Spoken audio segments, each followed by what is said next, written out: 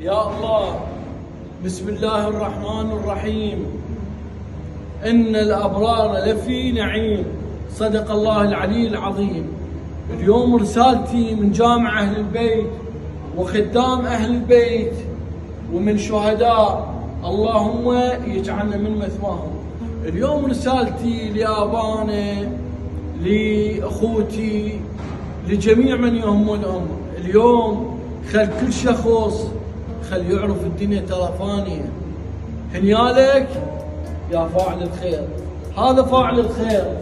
خدام أهل البيت، شهدانا، هذا فاعل الخير. ينذكر أشاء أم أبى. فخل كل شخص قبل لا يغادر هاي الحياة خلي يزرع له بذرة خير إله ولعياله ولأهله ولعشيرته ولجميع الناس. خلي له ذكر مثل ما خدام أهل البيت خلوا لهم ذكر.